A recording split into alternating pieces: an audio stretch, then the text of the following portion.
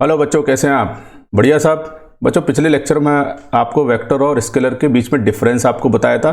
साथ के साथ दो वेक्टर को ऐड कैसे करेंगे वो आपको बताया था, और एडिशन का ये मेथड हमने आपको बताया था ज्योमेट्री और ट्रिग्नोमेट्री की हेल्प से। चलो बच्चों, पिछले लेक्चर का एक छोटा सा रिकैप लेते हैं। देखो, सबसे पहले हमने आपको बताया था स्केलर और वेक्टर के बीच का डिफरेंस क्या होगा। तो स्केलर की अगर हम बात करें तो मैग्नीट्यूड होना चाहिए इनके पास में, बिल्कुल। Means scalar quantity completely describe कर सकते हैं केवल और केवल इनके मैग्नीट्यूड से। इसमें दूसरी बात ये होती है कि स्केलर क्वांटिटी का जो एडिशन होगा वो सिंपल अलजेब्रा के अकॉर्डिंग ही होगा। ठीक है, वो लास्ट लेक्चर में आपको बताया था। स्केलर क्वांटिटी के कुछ एग्जाम्पल्स हैं, जैसे मास हुआ, डिस्टेंस हुआ, स्पीड हुआ, टाइम, वर्क, एनर्जी, टेम्परेचर।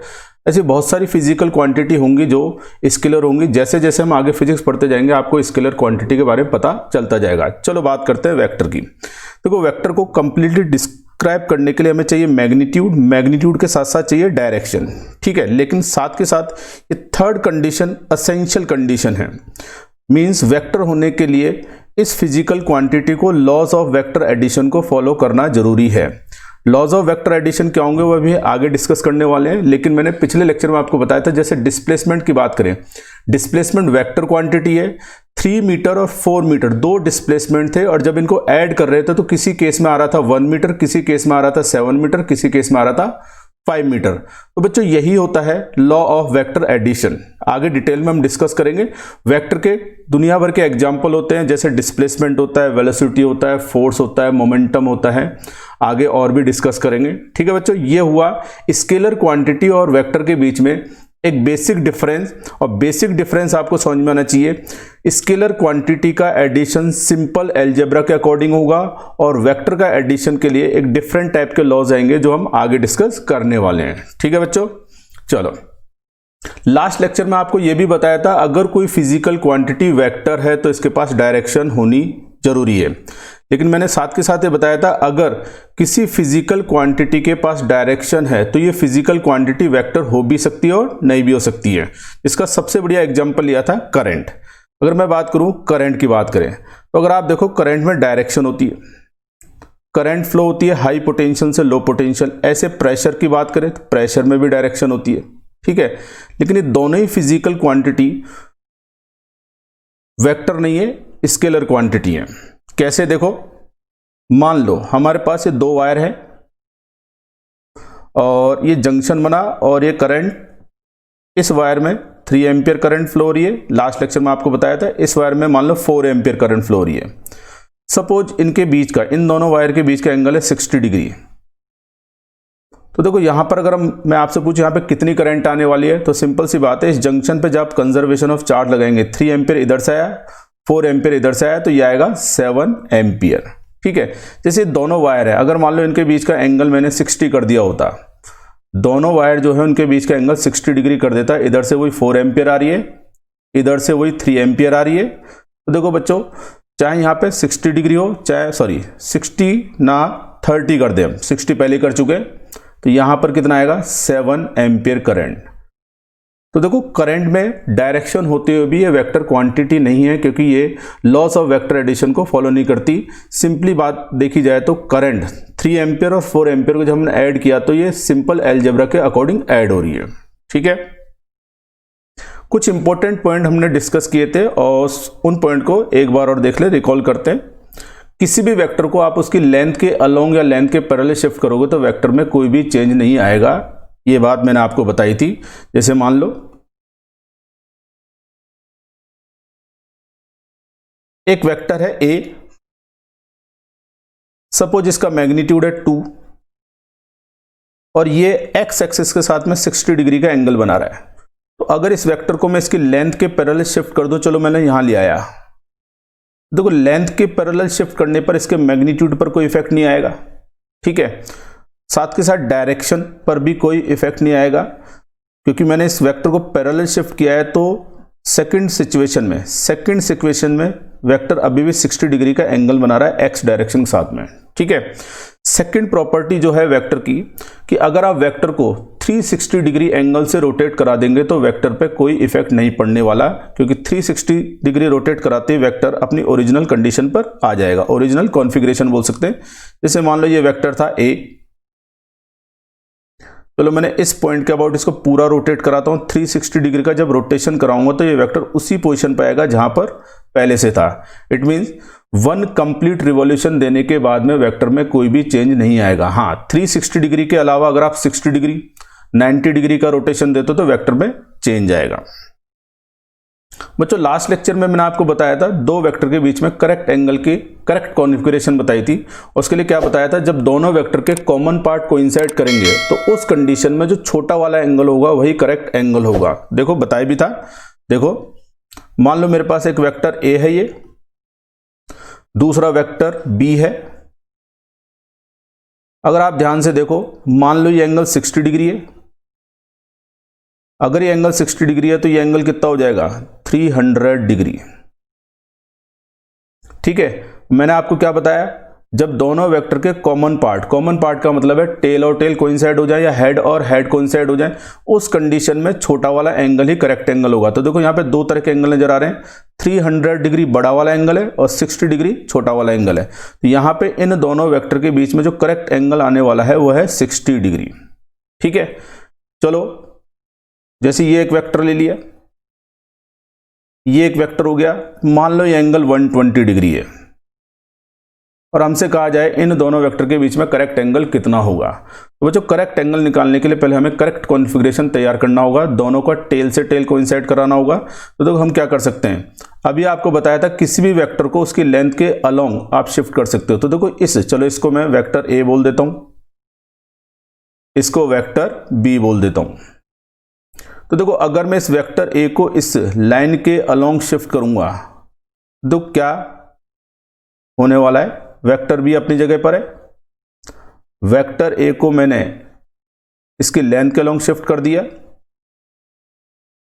अगर आप ध्यान से देखो ये वाला जो एंगल है यही होगा correct angle between two vectors, यानी ये वाला एंगल, और ये एंगल कितना होगा 60 डिग्री। तो इस केस में दोनों वेक्टर के बीच में करेक्ट एंगल कितना होगा 60 डिग्री। आ गई बात समझ में। चलो इस पर बेस्ड एक एग्जांपल लेते हैं। देखो ये हमारे पास एक डायग्राम दिया है आपको और मान लो मेरे से कहा जा रहा है what is the angle between vector P and Q। P और Q के बीच में एंगल कितना है, चलो इसका पहला पार्ट बना दिए। चलो मेरे से ऐसा बोल सकता है what is the angle between vector P and vector R। चलो मेरे से ये भी बोल सकता है what is the angle between vector Q and vector R। चलो बात करते हैं पार्ट ए की। देखो पार्ट ए में कह रहा है वेक्टर P और वेक्टर Q के बीच में हमें एंगल निकालना है। तो देखो अगर आप ध्यान से देखो पार्ट ए में ज़्यादा प्रॉब्लम नहीं होने वाली है। देखो ये एंगल 60 डिग्री है तो ये एंगल कितना रह जाएगा हमारे पास 30 डिग्री रह जाएगा। अगर आप ध्यान से देखो तो वेक्टर Q और वेक्टर P का टेल से टेल कोइंसाइड हो रहा है तो यही इनके बीच का करेक्ट एंगल होगा। तो अगर हम ध्यान से देखें तो यहाँ पर टोटल आएगा 45 + 30 75 डिग्री। तो पार्ट ए में तो कोई प्रॉब्लम नहीं होनी चाहिए। पार्ट बी में क्या कह रहा है P और R। तो देखो ये रहा वेक्टर P और ये रहा वेक्टर R। चलो बना लेते हैं एक बार।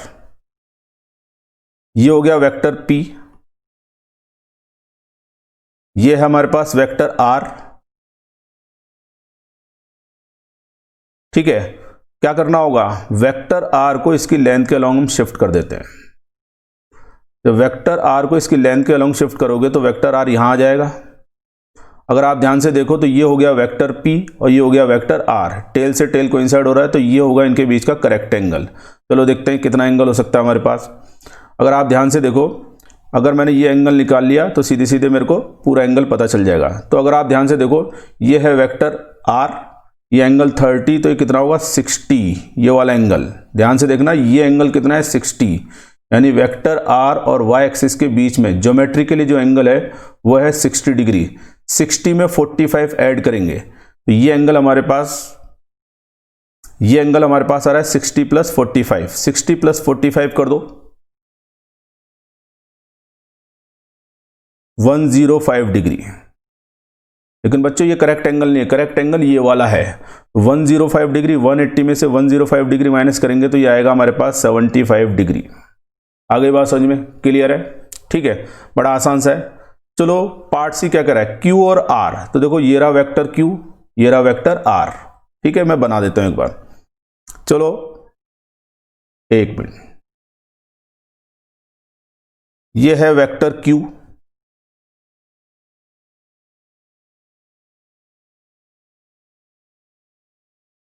और वेक्टर आर इस तरह से दिया है आपको।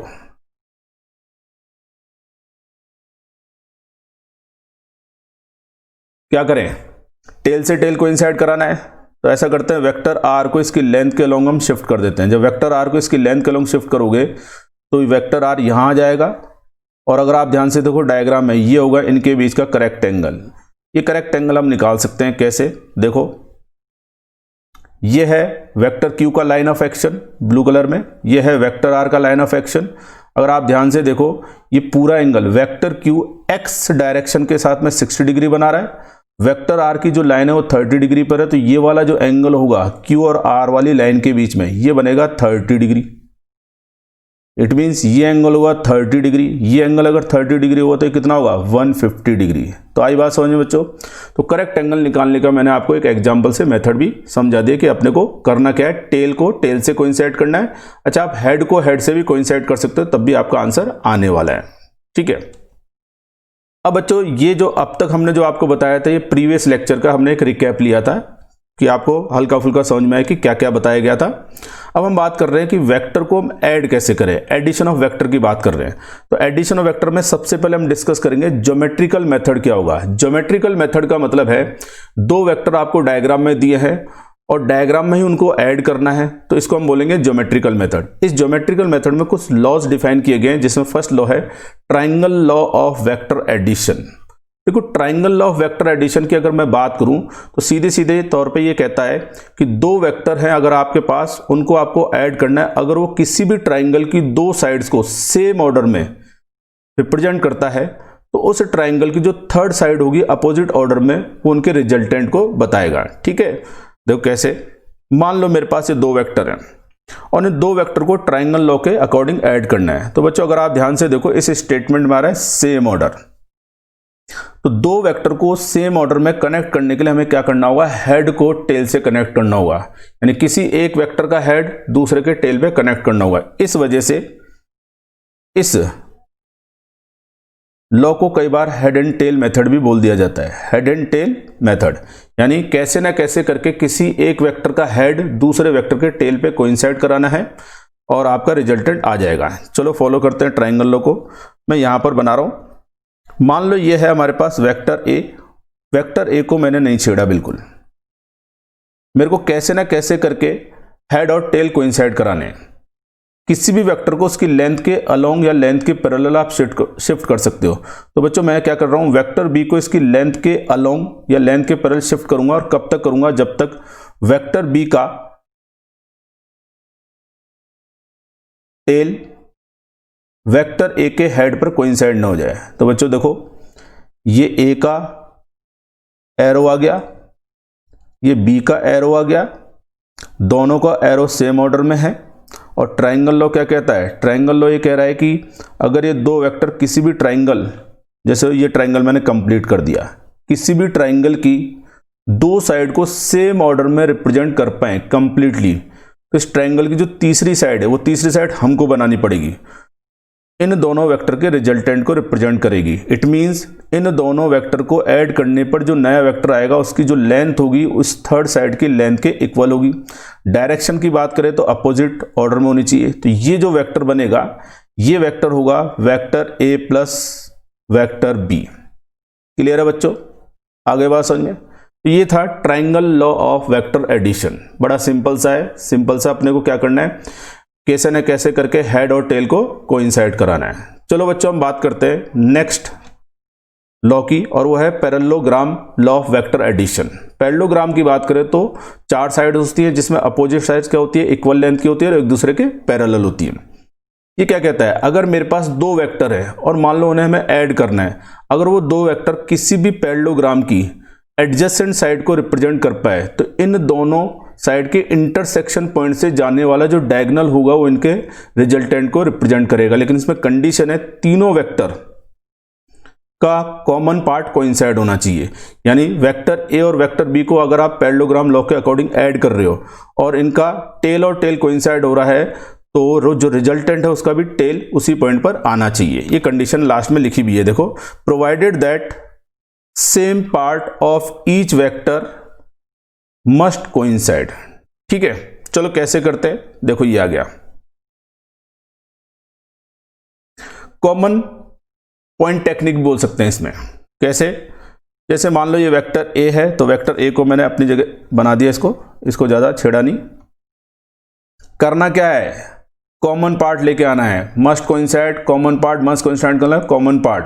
तो मैं क्या करूंगा, दोनों वेक्टर के टेल को टेल से कोइंसाइड कराते हैं। तो देखो ये रहा वेक्टर बी, वेक्टर बी को मैं इसके लेंथ के अलोंग लेंथ के पैरेलल शिफ्ट करता हूं, और जब लेंथ के अलोंग और लेंथ के पैरेलल शिफ्ट करूंगा और टेल को टेल से कोइंसाइड कराएंगे तो ये बनेगा हमारे पास वेक्टर बी। अब करना क्या है आपको, पहले तो आप करेंगे क्या, टेल को टेल से कोइंसाइड करेंगे। टेल को टेल से कोइंसाइड कराने के बाद आपको पैरेललोग्राम कंप्लीट करना है। ये वाली जो जितनी लेंथ है उतनी लेंथ की मैंने यहां पर एक साइड बनाई, मतलब ये है लेंथ ए तो ये भी लेंथ ए होगा और दोनों लेंथ एक दूसरे के क्या होंगी, पैरेलल होंगी। ये लेंथ बी है तो इतनी लेंथ का मैंने यहां से एक लाइन ड्रॉ की जो इसके पैरेलल होगी, और जैसे आप बी लेंथ का पैरेलल लाइन ड्रॉ करेंगे तो ये बन जाएगा पैरेललोग्राम। अब देखो वेक्टर ए और वेक्टर बी का ये है इंटरसेक्शन पॉइंट, और यही है, इसी इंटरसेक्शन पॉइंट से जाने वाला जो डायगोनल होगा वो बताएगा रिजल्टेंट। तो ये हमारे पास आएगा डायगोनल इंटरसेक्शन पॉइंट से। देखो मैंने एरो यहां पे क्यों बनाया है, कंडीशन यही है कि देखो वेक्टर ए और वेक्टर बी का यहां पे टेल आ रहा है तो जो रिजल्टेंट है उसका भी यहां पर टेल आएगा। तो ये आएगा हमारे पास vector A plus vector B. ठीक है, क्लियर है बच्चों, आसान था। ठीक है, तो जो नए बच्चे होते हैं जो अभी 11th क्लास में आए हैं उनके दिमाग में कंफ्यूजन होता है कि दो वेक्टर को हमें ऐड करना है तो ट्रायंगल लॉ से कब ऐड करेंगे और पैरेललोग्राम से कब ऐड करेंगे। तो बच्चों आप चाहे ट्रायंगल लॉ से ऐड करें चाहे पैरेललोग्राम से ऐड करें, रिजल्ट सेम आना है। देखो कैसे, ध्यान से देखो, ये है वेक्टर ए, ये है वेक्टर बी। ए और बी को यहां पर मैंने पैरेललोग्राम लॉ के अकॉर्डिंग ऐड किया है, लेकिन आप ध्यान से देखो ये वेक्टर बी है और ये बी के पैरेलल लाइन है। तो क्या मैं ऐसा बोल सकता हूं, अगर मैं यहां पे एरो लगा दूं तो ये बन जाएगा वेक्टर बी। तो देखो ये बन रहा है ट्रायंगल लॉ। देखो वेक्टर ए का हेड और बी का टेल कोइंसाइड हो रहा है और यही बनेगी थर्ड साइड इस ट्रायंगल की, और यही रिप्रेजेंट करेगा ए प्लस बी। तो आ गई बात समझ में कि ट्रायंगल लॉ से ऐड करो चाहे आप पैरेललोग्राम से ऐड करो, रिजल्ट सेम आने वाला है। ठीक है, अब बात करते हैं हम polygons law of vector addition की। होता क्या है, अगर आपको दो वेक्टर ऐड करने हैं तो आपने सीधे सीधे तौर पे क्या किया, ट्रायंगल लॉ से ऐड कर लिया। आपकी मर्जी पड़े तो आप पैरेललोग्राम से भी ऐड कर लो। दो से ज्यादा वेक्टर आ गए, जैसे मान लो 3 वेक्टर उनको ऐड करना है, 4 वेक्टर को ऐड करना है ज्योमेट्रिकली, तो एक तो मेथड है कि आप ट्रायंगल लॉ की हेल्प से 2 वेक्टर को ऐड करो, 2 वेक्टर के एडिशन में तीसरे को ऐड करो, 3 वेक्टर के एडिशन में चौथे को ऐड करो। ऐसे भी कर सकते हैं। हम यहां पर पॉलीगन्स लॉ की हेल्प से डायरेक्ट ऐड कर सकते हैं। और इस लॉ के अकॉर्डिंग होता क्या है कि अगर हमारे पास वेक्टर, उनको जब आप ऐड करते हो, अगर वो वेक्टर किसी ओपन पॉलीगन की साइड्स को सेम ऑर्डर में रिप्रेजेंट कर पाए तो उस पॉलीगन को बंद करने वाली साइड अपोजिट ऑर्डर में उन सभी वेक्टर के रिजल्टेंट को रिप्रेजेंट करेगी। तो अगर बच्चों अगर आप ध्यान से इस स्टेटमेंट को देखो, ये पॉलीगन लॉ का जो स्टेटमेंट है और ट्रायंगल लॉ का जो स्टेटमेंट है वो सेम है, देखने में एक जैसा है, बस वहां पे वर्ड आ रहा है ट्रायंगल, यहां पर आ रहा है पॉलीगन। तो मैं ऐसा बोल सकता हूं जो ट्रायंगल लॉ है वो पॉलीगन्स लॉ का एक स्पेशल केस है जब आपको केवल और केवल 2 वेक्टर को ऐड करना है। ठीक है, इसी वजह से यहां पर जैसे हम ट्रायंगल लॉ में कर रहे थे वैसे यहां पे करेंगे, और इसी वजह से इसको भी क्या कहा जाएगा, हेड एंड टेल मेथड। क्या करना है, आपको शुरू करना है किसी एक वेक्टर से और धीरे धीरे हेड एंड टेल कनेक्ट करते जाना है, और कहीं ना कहीं आपके पास ओपन शेप बन सकता है, और ओपन शेप को क्लोज करना है। उस ओपन शेप को क्लोज करने वाली जो साइड होगी अपोजिट ऑर्डर में वो इन सभी वेक्टर के रिजल्टेंट को रिप्रेजेंट करेगी। देखो कैसे, चलो शुरू करते हैं। देखो ये वेक्टर ए है, चलो ऐसा करते हैं, वेक्टर बी को इसके लेंथ के पैरेलल और अलोंग शिफ्ट करते हुए लाए और हेड एंड टेल किया, ये आ गया वेक्टर बी। अब हमारे पास है वेक्टर सी। चलो वेक्टर सी को मैंने कनेक्ट कर दिया, वेक्टर सी को कनेक्ट कर देते, ये हो गया vector C head and tail, और ये हमारे पास वेक्टर डी। तो ध्यान से आप देखें, चारों वेक्टर को जब मैंने हेड एंड टेल से कनेक्ट किया तो सेम ऑर्डर बना, और ये बना हमारे पास ओपन शेप, ओपन पॉलीगन। इसको बंद करने वाली, क्लोज करने वाली साइड ये होगी, क्लोज करने वाली साइड ये होगी। देखो थोड़ा टेढ़ा हो गया है, एक सही कर देते हैं।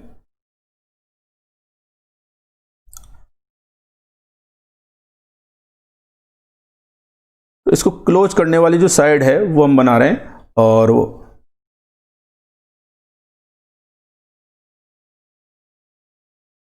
ये ऐसे, ये एरो इसी के पास आएगा। थोड़ा सा गड़बड़ हो गया लेकिन आप समझ जाएंगे ये एरो इस एरो पे कौन साइड होगा। तो देखो vector A, vector B, vector C, D same order में है, और ये जो ब्लू कलर का मैंने लाइन बनाई है जिसका अपोजिट ऑर्डर बना, ये रिप्रेजेंट करेगा vector A plus vector B plus vector C plus vector D, कुल मिलाकर चारों वेक्टर का रिजल्टेंट वेक्टर।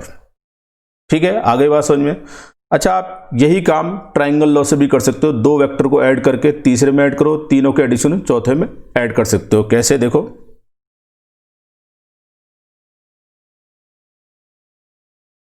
देखो अगर आप देखो तो ए और बी सेम ऑर्डर में नजर आ रहे हैं, तो अगर मैं ए और बी सेम ऑर्डर में नजर आ रहे हैं तो वेक्टर ए, वेक्टर बी और ये जो मैं लाइन ड्रॉ कर रहा हूं, देखो तीनों मिलकर एक ट्राइंगल बना रहे हैं।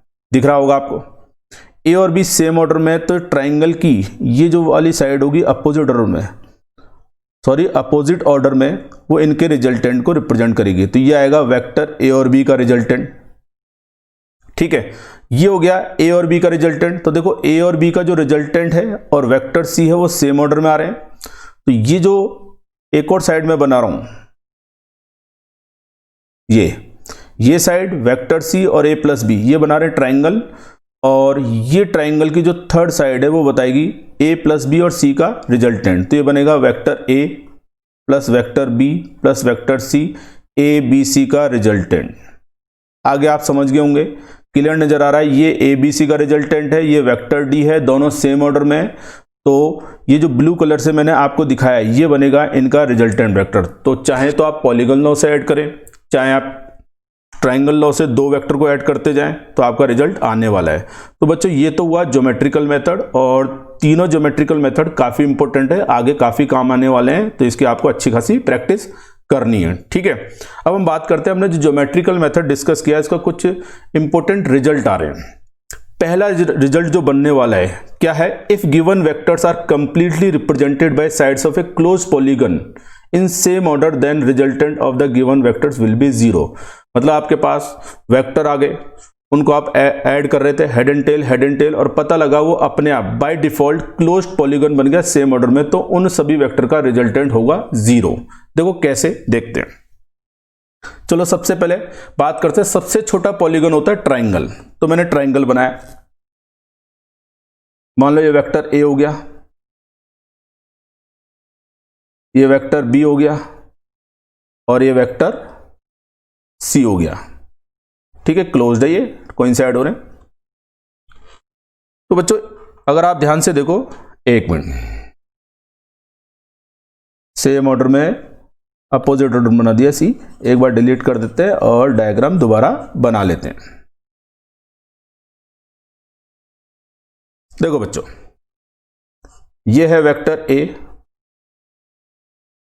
ये हो गया वेक्टर बी, ये हो गया हमारे पास vector C.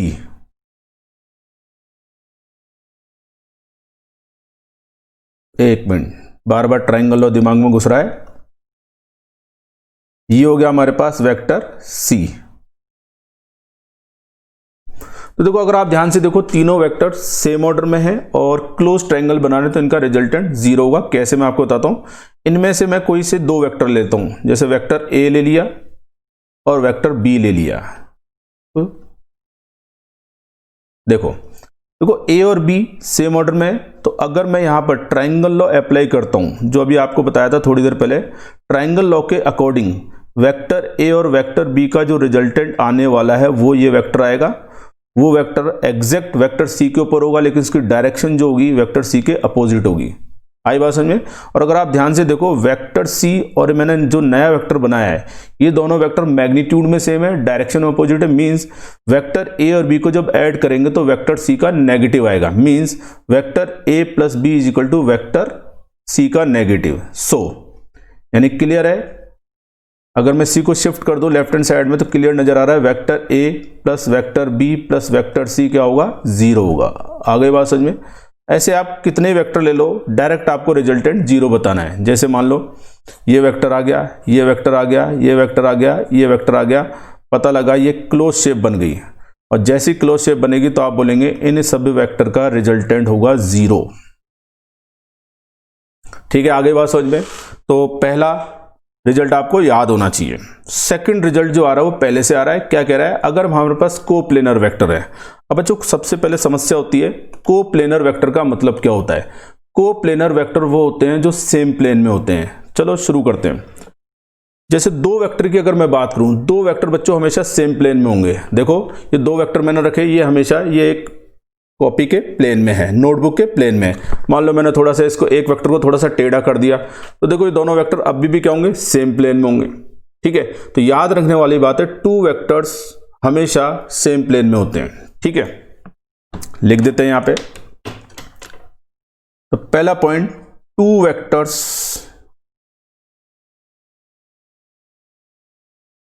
Are always coplanar. ठीक है, अब दो से ज्यादा वेक्टर, तो दो से ज्यादा वेक्टर तीन भी होते हैं, चार भी होते हैं, लेकिन हम चेक करते हैं तीन वेक्टर से। तो बच्चों अगर मेरे पास दो वेक्टर ये है और मान लो एक वेक्टर ये है, ठीक है, अगर मैं इनको ऐसे रखता हूं और मान लो ये तीनों वेक्टर इस प्लेन पर कोइंसाइड हो रहे हैं, तब तो ये तीनों वेक्टर होंगे कोप्लेनर। ठीक है, लेकिन अगर मैंने इस तरह से कर दिया, अगर आप ध्यान से देखो इस तरह से कर दिया, तो क्लियर नजर आ रहा है तीनों वेक्टर सेम प्लेन में नहीं है। लेकिन हमेशा दो वेक्टर हमेशा सेम प्लेन में होते हैं। जैसे ये दोनों वेक्टर इस प्लेन में है, ये दोनों वेक्टर इस प्लेन में है, सॉरी ये दोनों वेक्टर इस प्लेन में है, ये दोनों वेक्टर इस प्लेन में है, लेकिन तीन वेक्टर सेम प्लेन में नहीं आ रहे। ठीक है, लेकिन इस कंडीशन में आप देखोगे तो तीनों वेक्टर सेम प्लेन में, इस कंडीशन में देखोगे तो सेम प्लेन में नहीं। मींस वेक्टर कोप्लेनर होंगे या नहीं होंगे वो चेक करने के लिए आपको तीन वेक्टर से चेक करना पड़ेगा। ठीक है, कम से कम तीन वेक्टर से। मींस 3 वेक्टर हो गए, 4 वेक्टर हो गए, हम 3 की बात कर रहे हैं। 3 वेक्टर्स सेम प्लेन में हो भी सकते हैं और नहीं भी हो सकते हैं।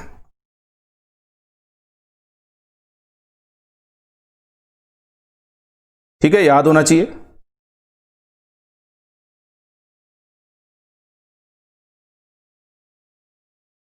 ठीक है, ये दो पॉइंट मैंने आपको हाथों हाथ बता दी कोप्लेनर वेक्टर के लिए। अब हमारा जो सेकंड रिजल्ट है उसको हम देखते हैं। सेकंड रिजल्ट क्या कह रहा है कि अगर हमारे पास कोप्लेनर वेक्टर है, सेम प्लेन में वेक्टर है, इक्वल मैग्नीट्यूड के वेक्टर है और एक ही पॉइंट पे इस तरह से एक्ट कर रहे हैं कि कोई से भी दो लगातार वेक्टर के बीच का एंगल एक जैसा आ रहा है, तब उस केस में भी रिजल्टेंट क्या होगा? 0 होगा। ठीक है, चलो कैसे देखते हैं। चलो सबसे पहले तो आसान रिजल्ट लेते हैं। चलो हम ले लेते हैं 4 वेक्टर। मान लो एक पॉइंट है, इस पॉइंट पे 4 वेक्टर एक्ट कर रहे हैं। चलो फोर्स मान लेते हैं, ये हो गया 4 न्यूटन का फोर्स। ठीक है, 4 वेक्टर हैं तो 4 एंगल बनेंगे और इक्वल एंगल की बात करें 90 डिग्री पे। एक 4 न्यूटन का इधर आ गया हमारे पास, 4 न्यूटन का इधर आ गया हमारे पास और 4 न्यूटन का इधर आ गया। ठीक है, और ये एंगल हो गया 90। जाहिर सी बात है ये 90 तो ये भी 90, ये 90। तो बच्चों ये सेकंड रिजल्ट जो हमने बताया उसका एक एग्जांपल हो गया। अगर आप ध्यान से देखो तो पिछले लेक्चर में भी आपको बताया था और वैसे भी 9th क्लास वाले बच्चों को पता है, ये 4 न्यूटन का फोर्स इस 4 न्यूटन के फोर्स को कैंसिल आउट करेगा, यानी इन दोनों का तो रिजल्टेंट होगा 0। इस 4 न्यूटन का फोर्स और ये 4 न्यूटन का फोर्स कैंसिल आउट होंगे तो यहाँ पर रिजल्टेंट आने वाला है 0। आगे बात समझ में। अब ये जो हमने फर्स्ट रिजल्ट पढ़ा है उससे कैसे बता सकते हैं, तो देखो मैं इन वेक्टर को इनकी लेंथ के अलोंग शिफ्ट कर सकता हूं। जैसे ये है 4 न्यूटन, इस 4 न्यूटन को मैं शिफ्ट करता हूं, ये आ गया यहां पर, और मैं क्या करता हूं? हेड एंड टेल करता हूं। ये मेरे पास ये वाला जो वेक्टर है वर्टिकल अपवार्ड डायरेक्शन में, इसको मैं इसकी लेंथ के पैरेलल शिफ्ट करता हूं और यहां पे लेके आता हूं।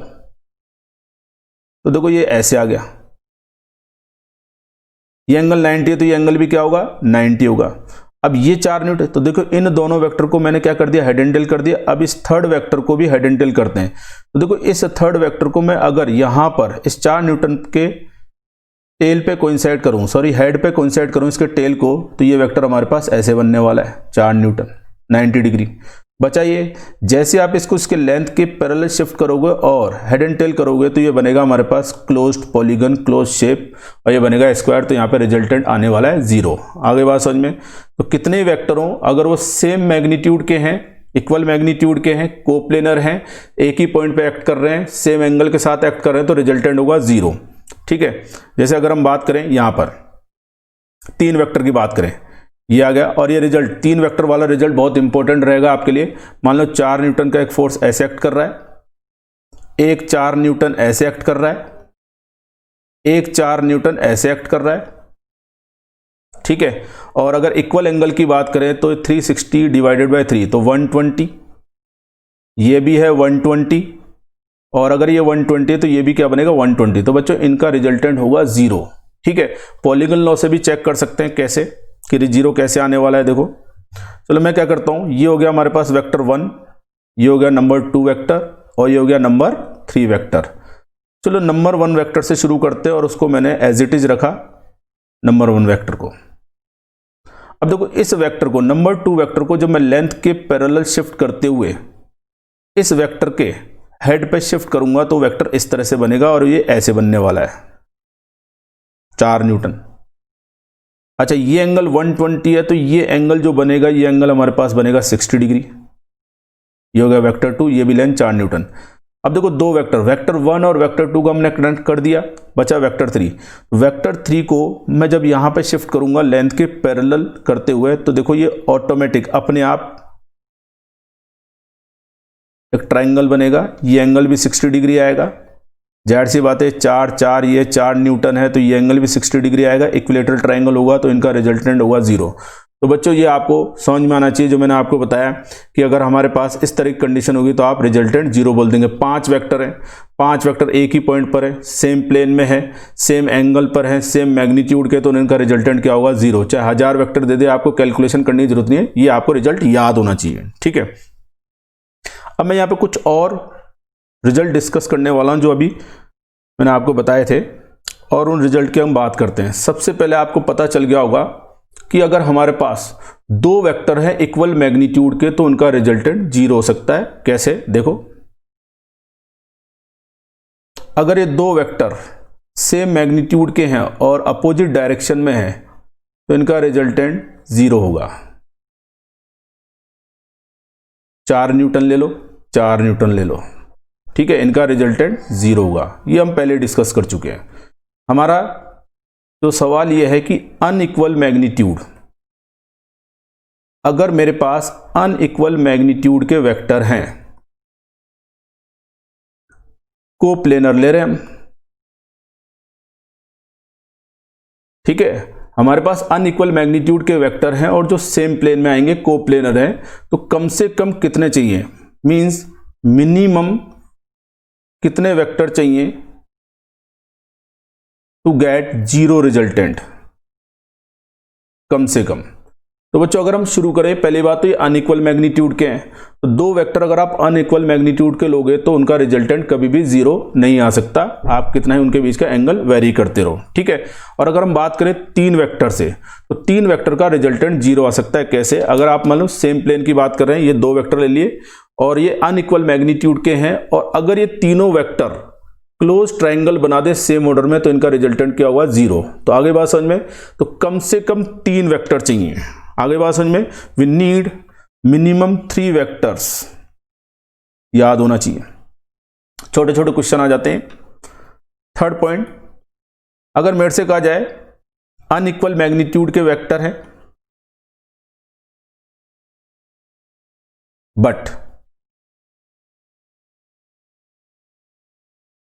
नॉन प्लेनर है, सेम प्लेन में नहीं है, तो अब तक आप समझ गए होंगे कि वेक्टर का रिजल्टेंट, अगर 2 से ज्यादा वेक्टर का रिजल्टेंट 0 आना है तो उनको क्या करना पड़ेगा, क्लोज ट्राइंगल बनाना पड़ेगा, सॉरी क्लोज पॉलीगन बनाना पड़ेगा सेम ऑर्डर में, तब रिजल्टेंट 0 आएगा। तो अगर हमारे पास, तो देखो अगर मैं 2 वेक्टर से बात करूं तो 2 से रिजल्टेंट 0 नहीं आने वाला। अगर मैंने 3 वेक्टर ले लिए, जैसे मान लो 3 वेक्टर ले लिए, तो देखो 3 वेक्टर ले लिए, लेकिन तीनों वेक्टर क्या है, नॉन प्लेनर है, तो जाहिर सी बात है अगर इन दोनों वेक्टर का प्लेन ये आ रहा है तो तीसरा वेक्टर इस प्लेन में नहीं हो सकता, वो ऐसे हो सकता है, वो ऐसे हो, कुछ भी हो सकता है। तो अगर आप ध्यान से देखो तो ये बन रहा है हमारे पास ओपन शेप बन रही है। मुझे बताओ इसको क्लोज करने के लिए कम से कम कितनी साइड चाहिए, कितने वेक्टर चाहिए, एक और चाहिए। इट मीन्स मैं एक वेक्टर और ले लूं तो इनका रिजल्टेंट 0 आ सकता है अगर वो चारों वेक्टर क्लोज पॉलीगन बना दें सेम ऑर्डर में। यहां पर कम से कम हमें चाहिए minimum 4 vectors to get 0 resultant. आगे बात समझ में? तो बच्चों ये कुछ पॉइंट थे जो कुछ मैंने आपको रिजल्ट बताए थे। अगले लेक्चर में हम क्या करेंगे, ये तो आज हमने डिस्कस किया, ज्योमेट्रिकल मेथड डिस्कस किया, ट्राइंगल लॉ डिस्कस किया, पैरेललोग्राम डिस्कस किया, पॉलीगन्स लॉ डिस्कस किया, कुछ रिजल्ट भी डिस्कस किए। नेक्स्ट लेक्चर में हम आपको बताएंगे इन 2 वेक्टर को हमने ज्योमेट्रिकली ऐड तो कर दिया, जो रिजल्टेंट आ रहा है उसका मैग्नीट्यूड क्या होगा, उसका एक फॉर्मूला होगा, उसको ड्राइव भी करेंगे, डायरेक्शन क्या होगी, साथ के साथ वेक्टर सब्ट्रैक्शन भी हम डिस्कस करेंगे। ठीक है बच्चों, मिलते हैं नेक्स्ट लेक्चर पे।